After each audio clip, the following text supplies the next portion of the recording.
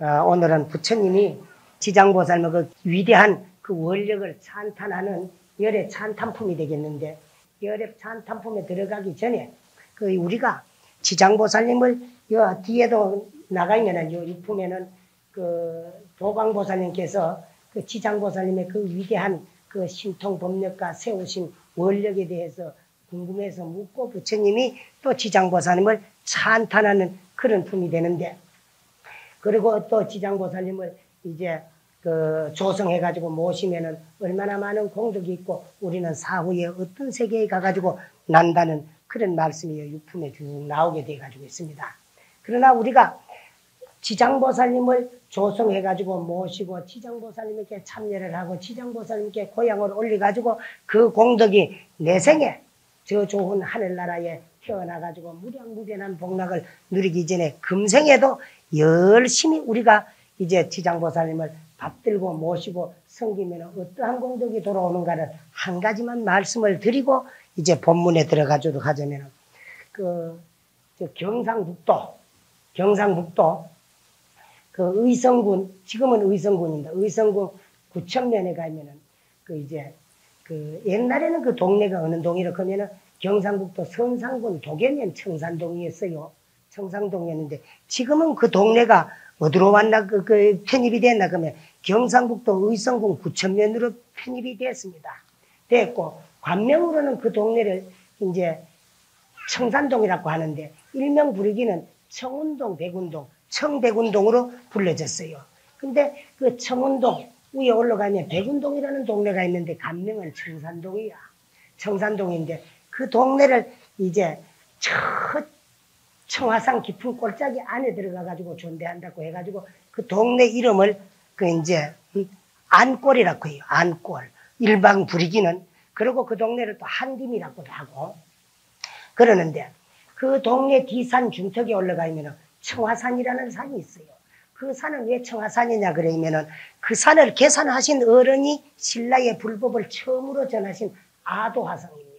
아도화성인데, 이 아도화성은 본래 어느 나라의 사람인가 하면은 고구려의 사람인데 아버지는 위나라에 사신 아굴마를 아버지로 하고 어머니는 고구려의 처녀 고도령을 어머니로 하고 이 세상에 태어나셨어요. 태어나셨는데 아버지는 그 이제 책무를 마치고 고구려의 사신으로 와가지고 계시다가 책무를 마치고 고국으로 돌아가실 적에 벌써 고구려의 고도령을 고구려에 머무르고 있는 동안에 만나가지고 임신이 되어 있었어요. 그래서 고국의 이국 처녀가 고국으로 떠나는 아굴마를 따라갈 수가 없으니까 당신 몸에는 벌써 아굴마의 그 자식이 그 잉태가 돼가 있으니까 장차 당신이 고국으로 떠난 후에 이 자식이 태어나면 이름을 무엇으로 붙여야 되겠습니까? 하니까 내 아굴마라는 아자를 따고 당신 고도령이라는 도자를 따가지고 이름을 아도라고 하거라. 그리고 그 자식이 장차 자라나가지고 애비를 찾거들라 애비의 나라, 위나라로 보낼 적에 내가 찌고 있는 이 옥지환을 하나를 빼어줄 셈이니까 이걸 가지고 오면 내가 찌고 있는 한짝과 맞으면 내 아들인가 알 것이고, 내가 짓고 왔던 이 대금을 가지고 왔던 대금을 반 절단을 해가지고 한쪽을 줄 셈이니까 그걸 가지고 나를 찾아보내라 그랬습니다. 그래서 아굴마가 떠나간 뒤에 고도령은 머지않아서 아들을 놓게 되었는데 그 떠나간 그 아굴마의 유언대로 이름을 아도라고 지었어요. 근데 이 아도가 점점 자라면서 당신 출신 성분을 모르고 자랐어요. 그러다가 나이가 15살쯤 됐을 적에 어머니에게 이 세상에는 뿌리 없는 나무가 자랄 수가 없고 인간은 근본 없는 인간이 출세할 수가 없는데 나는 내 근본을 알지를 못하고 15세까지 자랐어요. 사나이 15세면은 이제 호패를 찬다 그랬는데 내가 이 세상에 태어나가지고 나 출신 성분 신분을 모르고 이래 자라니까 어머니께서 나를 어떻게 해가지고 낳았는가, 도적놈도 좋고 역적도 좋고 아무것도 좋으니까 내 신분에 대해 말씀해 주십시오 하고 어머니에게 당신 신분을 알려달라 그럽니다. 그러니까 이 아도화상이 어머니이신 고도령이 너는 이 나라 사람이 아닌 저 위나라의 사신으로 이 나라에 와가 머무르던 아굴마의 후손인데 그분이 이곳에 와가지고 머무르는 동안에 나와 만나가지고 너를 은퇴하게 되었어. 그러니까 너 이름을 아도라고 부른 것은 너 아버지 아굴 말하는 아차를 타고 내 고도령이를 쫓았다가 아도라고 부르게 되었다. 그러니까 생전 이 세상에 태어나가지고 알지도 못하고 보지도 못한 그 아버지가 그립습니다. 그래가지고 16살 먼 어린 나이에 고국을 떠나서 아버지를 만나 배우러 참 이역만리 국경을 넘어서 우리나라로 찾아가게 됐어요. 그래서 아버지를 찾아가는 아들에게 그 아버지가 남기고 간 옥지한 한 짝과 그 칼 한 동강이를 아들에게 주었습니다. 주고 아들을 떠나 보내고는 어머님이 아들이 머나먼 이역 땅, 이역만리 험난한 국경을 넘어서 아버지를 찾아가는 아들이 무사히 다녀오기를 기원하기 위해서 불법에 기해가지고 열심히 아들을 위한 기도를 드렸다고 합니다. 근데 이 아들은 위나라에 가가지고 아버지를 찾아 배웠습니다. 그러나 당당하고 떳떳하게 아들이라고 나타나가지고 아들의 행세를 할 수가 없었습니다. 왜? 벌써 아굴만은 고국에 돌아가가지고 한 가정과 처자를 거느린 몸이 됐고 당신은 벼슬을 높아가지고 재상에까지 오르게 되었더라 겁니다. 그래서 아버지를 찾아갔으나 떳떳하게 아들의 행세를 모하고 괴로워하는 그 아들을 보고 아버지는 출가하기를 권유를 했고 아버지의 권유를 받아들여가지고 그 이국 땅에서 아도는 머리를 깎고 스님이 되었습니다.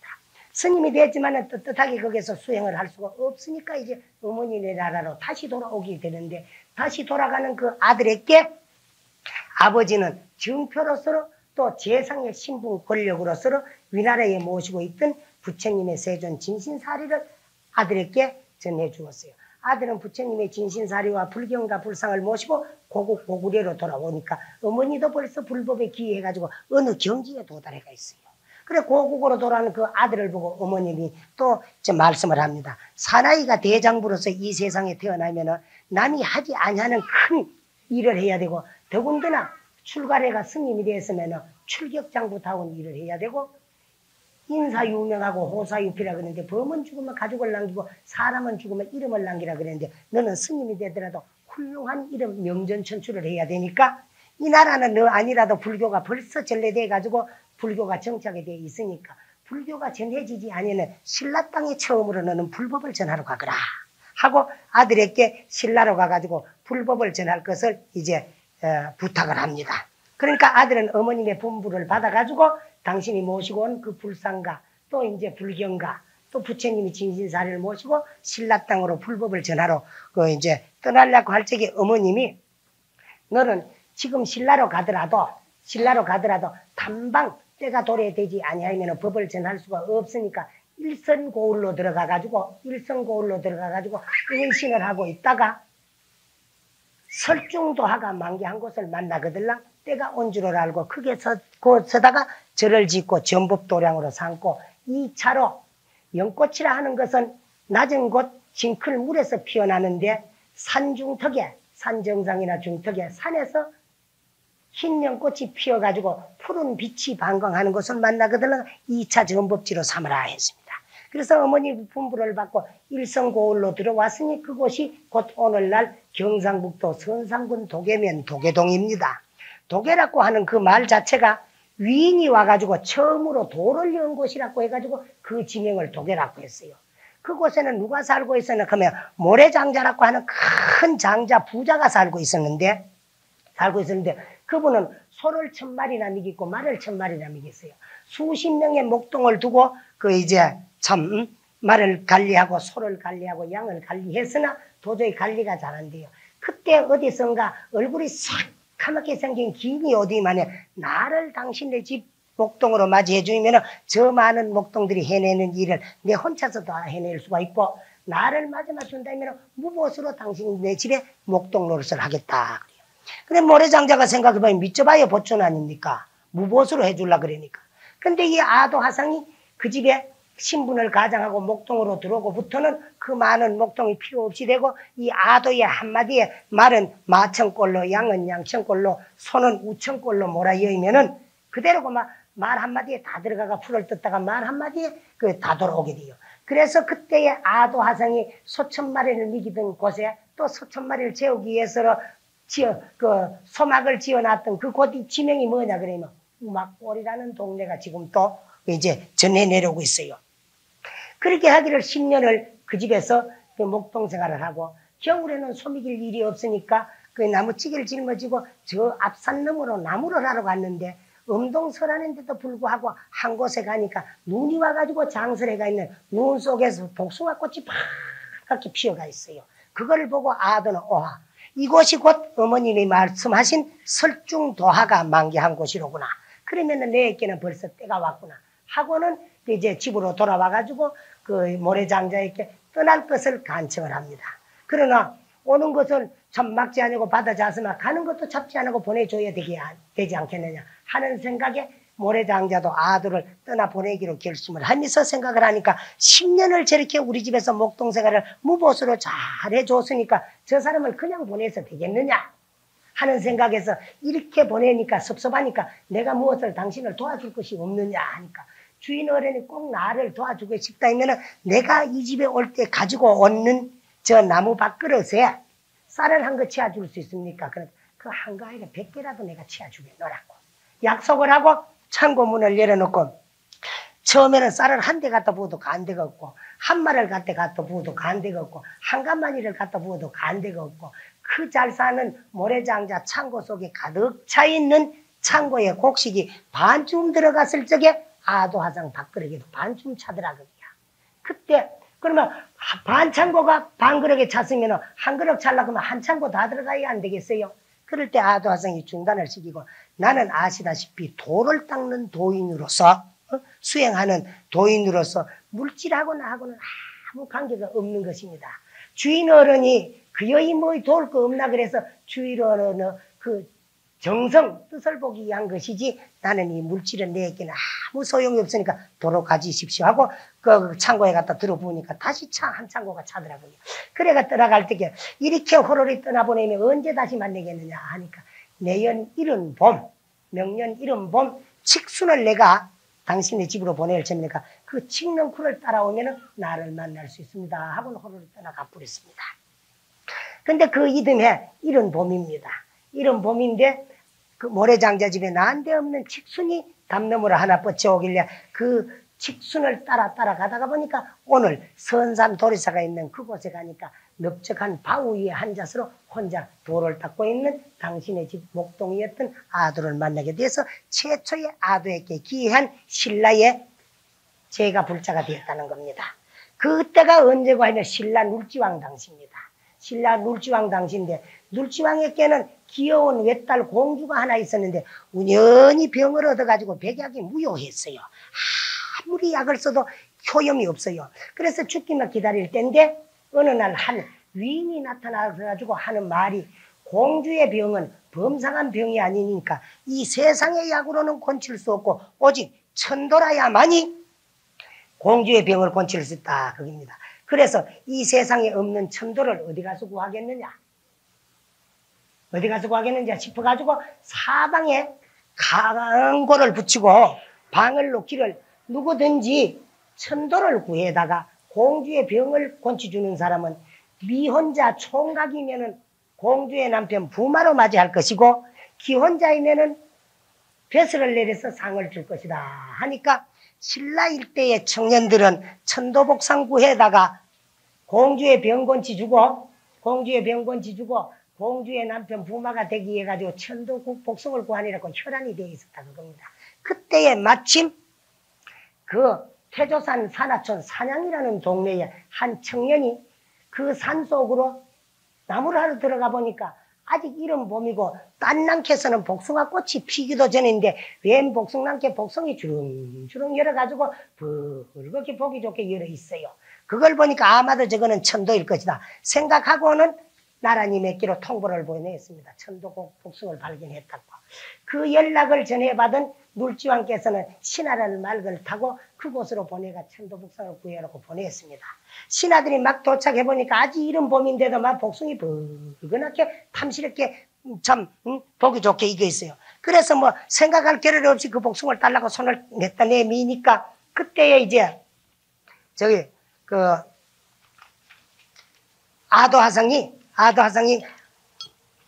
자리에서 벌떡 일어서가지고 임자 있는 복숭을 함부로 잡지 마시오 하니까 이 나라 삼천리 강산엔 임금 것이 아닌 게 없고 임금의 딸 공주가 병이 들어가지고 병을 고치기 위해 가지고 복숭을 따러 왔는데 어찌 임자가 따로 있다고 하느냐 하니까 그 복숭나무와 아도화성에 앉아서 참선하는 자선대 바위가 함께 허공중으로 둥둥 있어 이래도 내가 이 나라의 백성이고 이래도 저 복숭이 이 나라 임금 것이냐 하니까 차마 그 복숭을 따지를 못하고 허행을 하고 돌아갔습니다. 돌아가가지고 사실 그대로 참 아래니까 그 율주왕께서는 반드시 주지 않는 복숭을 가지고 거기 와가지고 계시고 또 세상에 보일 때는 피로 곡절이 있을 것이다. 원이 무엇인가를 물어보고 원대로 다 해줄 때문에 그 복숭을 돌랐고 얻어오느라 하고는 사신 신하들을 다시 보냈습니다.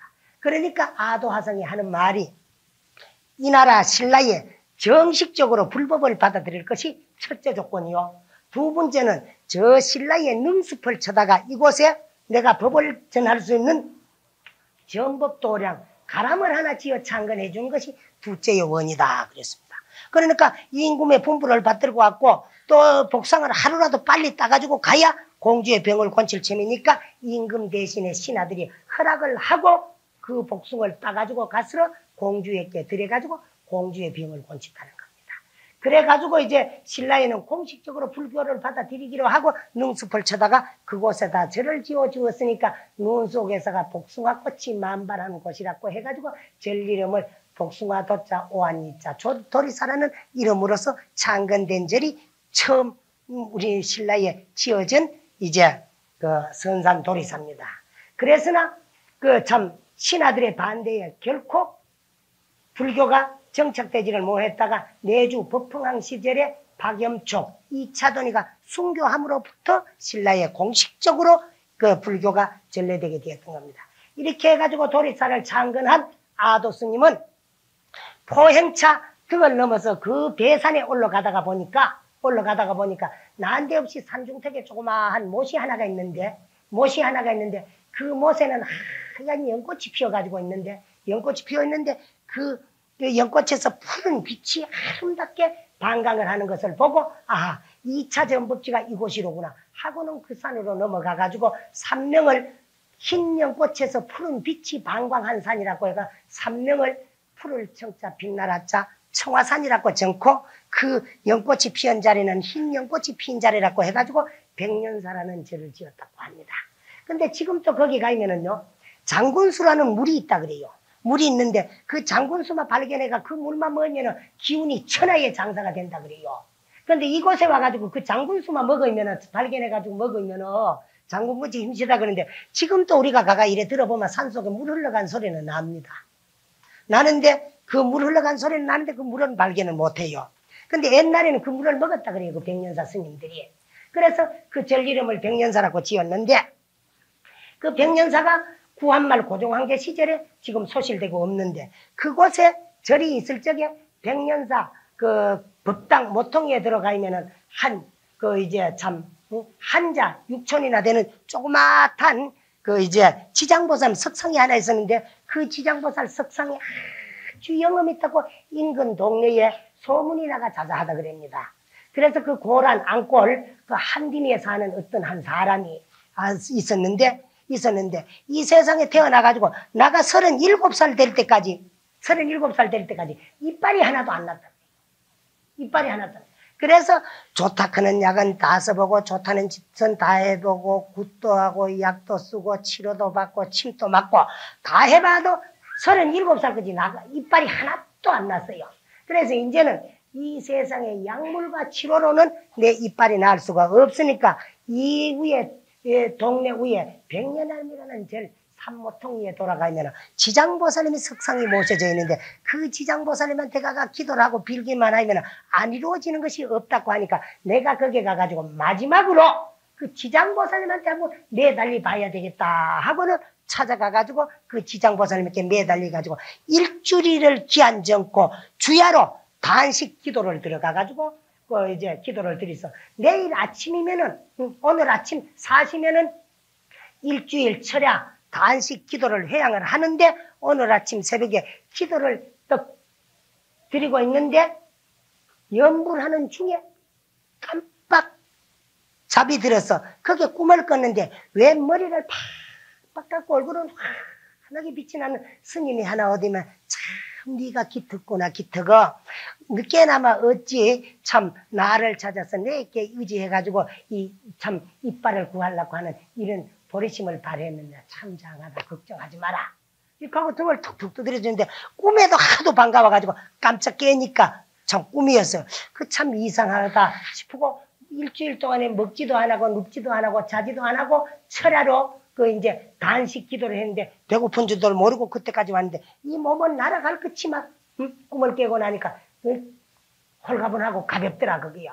그래서 행여나 싶어서 참 지장보살님 나 머리를 쓰다듬어 주고 어찌 네가 늦게라도 참 보리심을 발휘해서 풀법의 기회를 해가지고 나를 찾느냐. 너 소원을 내가 헐어주겠다고 내 머리를 어루만져 잤으니까 내 소원은 이빨 나는 것 뿐인데 싶어가지고 입에 손을 떡 넣어보니까 위에 16개 아래 16개 아루로 32개 이빨이 쫄로리 막 순식간에 다 나가 있다는 그런 이야기가 전해지기도 합니다. 그래서 이 이야기는 어느 여금록에서 내가 발견을 해가지고 본 것도 아니고 또 어떤 옛날에 말이라 그 뭐 참 전해 내려오는 이야기도 아니고 그 백년사가 소실될 적에 그 왜 소실이 됐나 그러면 그절 스님들이 하도 기운이 좋으니까 그 유생들이 아무리 저걸 해도 그 이제 저걸 뭐 했더라 거기에요. 저게 뭐 그 절을 탄압하지를 못했다 거깁니다. 그러다가 어찌 스님이 하나가 실수를 한 것을 별미로 쓸어 그것을 이유로 잡고 비안현감 직권에 의해 가지고 그 백열사를 소실을 시키고 거기에 있던 부동산은